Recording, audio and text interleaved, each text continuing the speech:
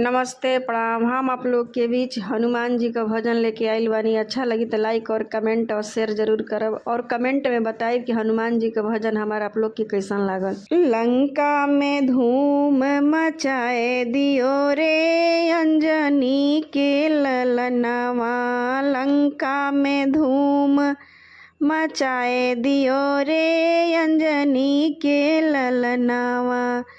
अंजनी के ललनवा जी, अंजनी के ललनवा, अंजनी के ललनवा जी, अंजनी के ललनवा। लंका में धूम मचाए दियो जी अंजनी के ललनवा, लंका में धूम मचाए दियो जी अंजनी के ललनवा। उड़ी उड़ी बैठे समुंदर किनारे, उड़ी उड़ी बैठे समुंदर किनारे। सोना का पुल बनाए दियो रे अंजनी के ललनवा, सोना का पुल बनाए दियो रे अंजनी के ललनवा। लंका में धूम मचाए दियो रे अंजनी के ललनवा, लंका में धूम मचाए दियो रे अंजनी के ललनवा।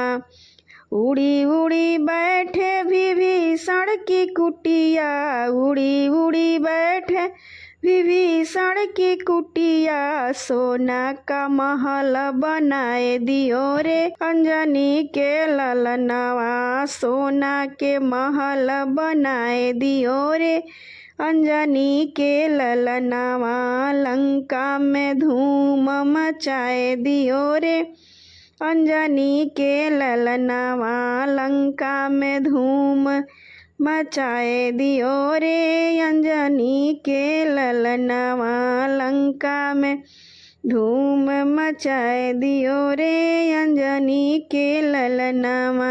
उड़ी उड़ी बैठे अशोक बटिका में, उड़ी उड़ी बैठे अशोक बटिका में। सीता का पाता बताए दियो रे अंजनी के ललनवा, सीता का पाता बताए दियो रे अंजनी के ललनवा। लंका में धूम मचाए दियो रे अंजनी के ललनवा, लंका में धूम मचाए दियो रे अंजनी के ललनवा।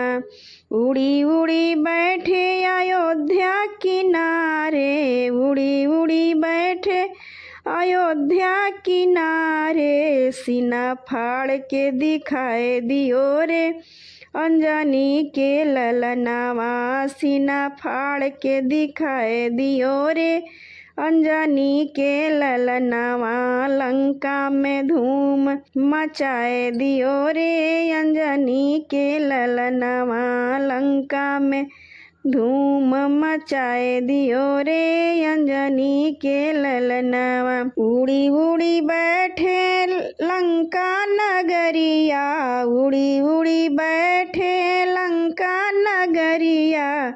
सोना का महल जलाए दियो रे अंजनी के ललनवा, सोना का महल जलाए दियो रे अंजनी के ललनवा। लंका में धूम मचाए दियो रे अंजनी के ललनवा, लंका में धूम मचाए दियो रे अंजनी के ललनवा, लंका में धूम मचाए दियो रे अंजनी के ललनवा।